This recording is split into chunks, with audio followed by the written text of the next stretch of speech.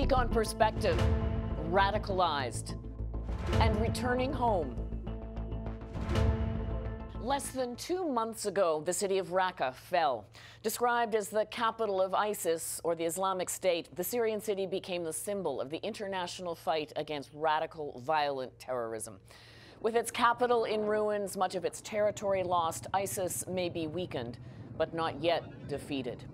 In recent weeks, here in Ottawa and across the globe, the fall of Raqqa has focused attention on how the threat of ISIS and radical extremism is changing, and particularly on the role of so-called foreign fighters, Canadians among them, who traveled to the Middle East to take up the ISIS fight.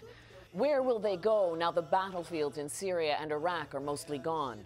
Where will they take the fight? Will they come home? And what will happen to them if they do? Time writing haikus, they need to spend time in jail. When will the Prime Minister take that seriously? They ran an election on snitch lines against Muslims. They ran an election on Islamophobia and division. And still, they play the same games, trying to scare Canadians. The fact is, we always focus on the security of Canadians, and we always will. And they play politics of fear, and Canadians reject that. The Canadian government response includes prosecution where possible, monitoring by security and intelligence forces, and in some cases, programs to try to reintegrate and de-radicalize. Other governments have taken a harder stance. The British Defence Secretary, for example, suggested this week that UK jihadis should never be allowed to return. Rather, they should be hunted down and killed. The security threat that comes with returning foreign fighters, and it should be pointed out not all are ISIS fighters, is coupled with a growing concern about ongoing recruitment and individual radicalization. We want to explore some of the complexities of the security threat. We'll hear from a mother whose son was killed while fighting with an al-Qaeda-linked group in Syria. We'll visit the Center for the Prevention of Radicalization in Montreal. But we begin with one of the foremost experts on this subject. Raffaello Pantucci is the Director of International Security Studies at the Royal United Services Institute for Defence and Security Studies in London, England. That's where I spoke with him recently. I want to ask you first how you would describe the evolution of the Islamic State, particularly since the fall of Raqqa. Where are we at? So, I think when you think about the Islamic State, you have to remember that this is an organization that has really been around in one shape or form since the late 1990s, when it was first formed by Zarqawi in Afghanistan, actually, where he wanted to create an army of Levantine warriors to sort of overthrow the apostate regimes of the Levant. And then from there, you sort of go to an organization that kind of moves into Iraq, and then from Iraq moves into Syria, and then from Syria moves back into Iraq and becomes this sort of large engorged being. And over this long time span, we've seen that it's grown and shrunk. And I think what we're seeing with the fall of Raqqa is really the sort of, what you could obviously see as the biggest marker of a shrinking period. And so what I think we're going to see now is we're going to see the organization evolve in much the same way as we've seen it evolve in the past, which is to sort of go back into its local context. And so within a Syrian context, that means becoming one of the many factions that are involved in the civil war there. And in an Iraqi context, it really means going back to being a kind of urban insurgency. What does that mean for countries outside of that particular region? Because that's obviously the particular concern here about the security threat to countries in Europe and North America. Well, I think the security picture outside, and this is kind of the new element in some ways from what we've seen in the past. In the past, when ISIS or AQ, al-Qaeda in Iraq, as it was called, sort of shrank back, it would sort of go back and just basically be an Iraqi-focused insurgency. Now, when it got so engorged this last time, we saw lots of groups around the world sort of linking onto it. And in some cases, there's quite clear connections between these organizations, and we see individuals or money that has flowed from one to the other. And that does change the dynamic somewhat, because in that case, what you're looking at is an organization that now has got a much more global footprint. And in some ways, the question is, in each local context, how this global footprint will sort of push itself forwards. Will it go on forwards saying, well, now we're going to continue to use this banner, maybe a kind of localized insurgency, be it in Sinai, be it in Libya, be it in the Philippines, be it in Nigeria, wherever. Or will they say, we're going to carry the banner for the global organization and start to use our base here in Libya, let's say, to launch attacks elsewhere in advance of the organization's global creed? So I think when we're thinking about the organization itself, that's the kind of big question. Will it kind of relocalize to these various places, or will it localize and then globalize from these different places? The second strand to this is what happens to the individuals, because we have a vast number of foreign fighters who've gone there from all over the world. And of course in the West we worry most about the sort of Western ones, but you know, there's many thousands who've gone from North African countries, from Gulf countries, from Southeast Asian countries or Central Asian countries, and all those will have some resonance as well. And in that context, you really have to look kind of almost at a micro level, because in each individual case, people have gone for different motivations. Some will have gone because they're looking for a place where they can go and do basically criminal activity, and this gives them a kind of useful cover to do it under. In other cases, they're drawn by their friends. In other cases, they're motivated by the ideologies themselves. They really buy into the kind of ISIS apocalyptic narratives. And then depending on kind of which one you've ticked into, kind of means what kind of a threat you're going to pose going forwards. If you've gone out there with a kind of idealistic vision of yourself as a kind of latter-day Che Guevara who's there to save the Syrian people, and you know ISIS was the group you aligned yourself with, well, maybe you're going to be motivated to find another battlefield to go onto. And so you're going to become one of these sort of itinerant warriors wandering around the world. If instead you're someone who really kind of buys into the group's ideology, maybe the group can turn you and say, well, hang on, why don't you go back home and do something there where you'll resonate and have a much greater impact? And in other cases, we see people who are just disillusioned and are kind of walking off the battlefield, who had a kind of negative experience, or it didn't quite live up to the expectation of what they hoped it was going to be. And in those cases, you've got the kind of long-term radical problem, where you've got these individuals who carried these jihadist ideas, who had the experience on the battlefield, who had the connections, who will start telling these stories to the next generation, and in some ways continue this kind of cycle of radicalization that we see. There was a report recently that, for example, in the United Kingdom, something like 50% of the foreign fighters who'd come from the UK and gone to fight had come home. Do security people know who they are? Are they following them? I mean, what happens to those foreign fighters when they do return home, whether it's to the UK or to France or Canada or any of those other countries? Well, it really depends on which country you're talking about going back to, because of course national legislations are different. Right. So in some countries you've got a legislative framework which says, you know, if you come back and we can prove that you've done this, you're going to jail, end of story. In other places you see there's a different kind of approach, an approach towards, you know, engagement and trying to get people to rehabilitate, to try to bring them back. Most countries actually practice both.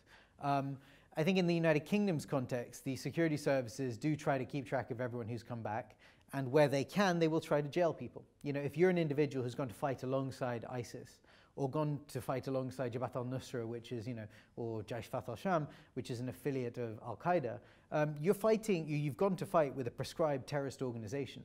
So you've broken the law. And so in that context, you know, there's a criminal case that can be built. The question is, can they prove that criminal case? And can they bring evidence that can be usable in a court of law? If, you know, in the early days, the foreign fighters who went out would conveniently come back with, you know, phones full of pictures of what they were doing out there, which kind of gave a textbook case for the authorities. Latterly, you see people not doing that or wiping their things. And so in that case, the authorities may know that an individual has been up to certain activities or has been linked to certain groups. But if that intelligence comes from intelligence sources or comes from, you know, signals intelligence communications, which can't be used in a court of law, then it becomes very difficult. And in those cases, it's really a watching brief that the authorities have to establish, where you sort of monitor these people, you try to find ways of detaining them if you can, or just managing them and understanding the government is talking about what they call it, I guess, part of a de-radicalization program.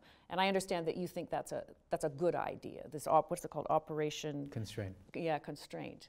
What's involved? So there's sort of a lot of mixing up that happens because there has been, you know, there's this flow of foreign fighters who come back, right? And the official number is somewhere around 400.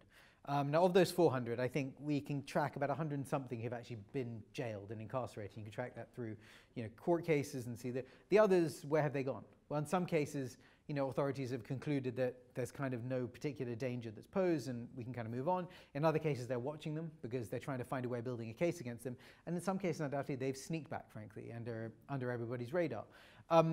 But this Operation Constraint was basically a kind of management tool that government is currently developing, because over 20 years of managing a violent Islamist threat in this country, you've had a wide number of different cases that have come across the security services radars. Now, some of these people are, you know, terrorists who've come back to launch a plot, or, you know, they went to Afghanistan, they came back, or they're talking to al-Qaeda, They were doing something which is quite specifically around a plot. They were arrested. They were jailed. Now, some of those people, the primes in that case, will go away for 20 years. The people who are on the periphery of that case, the people who were clearly linked into this network but weren't necessarily doing anything which in a court of law meant that they would get a heavy sentence, those people get 2 to 3 years. Now, you've got an individual there who you know has radicalized to the point to be involved in a network like this, who has connections, who potentially has even been to a battlefield, and now has some prison experience. And over 20 years, you get quite a few of these people. Now, for the authorities, what do they do with these individuals? They've served their time. So on the one hand, they're sort of, they've been dealt with. But on the other hand, the security services is still suspicious individuals. And this becomes a very large pool of people over a long period of time. And the current number is around 20,000. And so the assessment was to develop a program to try to manage this 20,000. Because the problem was, if you look back at the 4 terrorist plots, Islamist terrorist plots we've had this year, in at least 3 cases, individuals from that big pool came, from that 20,000 pool, launched terrorist attacks. So the question was, are we managing that group safely or effectively enough? And this is where Operation Constrain really comes about. The idea is to go back and look at this caseload of 20,000, some of whom are individual foreign fighters who've come back, and figure out on an individual case-by-case basis, well, what do we need to do to make sure that actually we can determine that this individual is someone who the authorities, the security services, don't need to worry about anymore. And so it means providing them housing, other social services? It's an individual case response. So in some cases, it's a mental health problem. The guy has issues, frankly, and mental health hasn't really picked it up. Well, let's make sure that he does get dealt with so that he doesn't end up going to do something, someone by ISIS directing him to do something. In other cases, it's, a job question. Maybe, we try to get him a job and then hopefully he won't be as much of an issue that the security service need to worry about. In other cases, it's housing maybe that's the issue. So it's really a case-by-case basis, and there is no universal answer to the 20,000. Out of those 5 terror attacks in the UK over the past year, what needs to be learned from that, do you think? I think for me the key lesson to take away from that is the question of how we understand the threat picture as it develops these days. I think the way the security services here in a lot of countries had really geared themselves was basically towards understanding and managing large-scale terrorist plots. So, big network plots with some dark person hiding in a cave somewhere, commanding a network of people around the world, sending money here, there, and everywhere, communicating with each other to ultimately launch an attack in one of our capitals. And ultimately, they figured out how to disrupt those networks. You basically, through communications, through other things, you can sort of get a sense of where you watch and you'll basically catch people. But what changed was over time, the threat picture really moved more onto these kind of microplots, these kind of isolated individuals who were kind of swept up in the ideology and could understand that, I can do this kind of a basic attack of stabbing someone in the street, shout Allahu Akbar, and lo and behold, it can be claimed as an ISIS attack. And then that becomes the kind of beating heart of the threat in many ways. And we see all these isolated sort of attacks taking place, and the need to do the big bombing. I mean, groups still have the aspiration to do that, but it's very difficult to do. And so then they say, well, let's not overcomplicate things. Let's do what's simple, what works. And what works is driving a truck into a crowd or stabbing a bunch of people. And so when you see the threat picture shifting in that direction, I think the difficulty was the security services were still not allocating enough resource to understanding how that part of the threat picture had really developed. And is that, I hesitate to call it a lone operator, but is that kind of attack related in a sense to the evolution that you talked about before, the sort of almost decentralization, if I can put it that way, of the sort of larger terror networks? I think that's exactly right. It's basically, the problem is you've got a threat picture which has become so diffuse, an ideology which has become so kind of democratized and so accessible, and a methodology which is so basic and elementary. You put all these things out there and then suddenly pretty much anyone can kind of latch onto it and decide to do something. It makes it very difficult to track and to follow. It makes it very difficult to track and almost impossible, I would argue, to have complete control over. But then there's another side to this question, which is, are we correctly allocating resources to try to counter the threat if this is what it is? Our intelligence and security agencies are very expensive tools, with lots of very high-tech kit. And if in essence what they're doing is tracking people with mental health issues who are latching onto these ideologies, well, is that really a correct allocation of resources in many ways? Maybe actually we need to focus on mental health. And maybe it's mental health needs to be catching more of these people because, there has been a noticeable uptick in people with mental health issues showing up in terrorist plotting. And so the question is there, is a security response the appropriate one to this kind of a threat picture? What do you worry about? What are you watching for now? I mean, I think the concern for me has to be that, when you're looking at this sort of terrorism, right, at a sort of micro level like this, it becomes a sort of patter, which we all end up becoming the background of the lives that we kind of lead. The difficulty is, at what point does that start to push at social fabrics?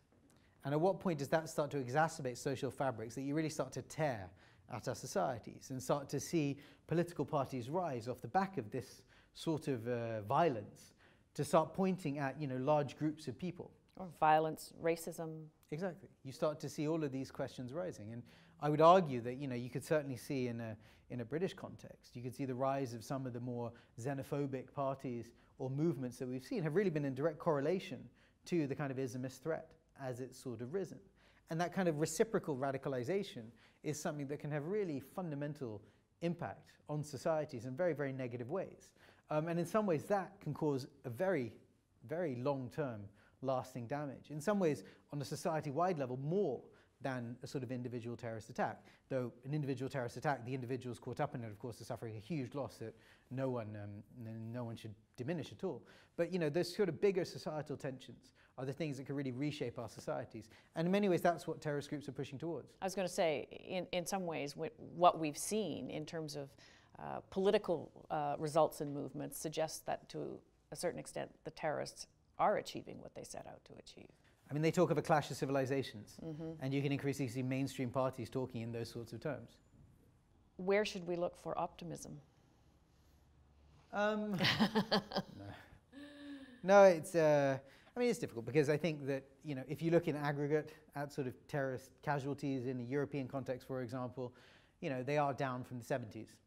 When you think about what was happening then in terms of hijackings, in terms of murders related to left and right-wing violence, was higher. The actually, Red Brigades, all of those. Exactly. Yes. The sort of numbers of people dying then was more than you're seeing now, but actually this past year has been very high in a European context compared to the past 15 years, really. So, if we look at over a long arc of history, there is some positive signals that can be said. I would also say that if you look to parts of the Muslim world or countries where we've been spending a lot of money in terms of trying to develop them in response to the terrorist threats emanating from them, there are chinks of light. So you look at the education sector of women in Afghanistan, it's transformed. You look at parts of Iraq, which is becoming a more coherent country than maybe it was before.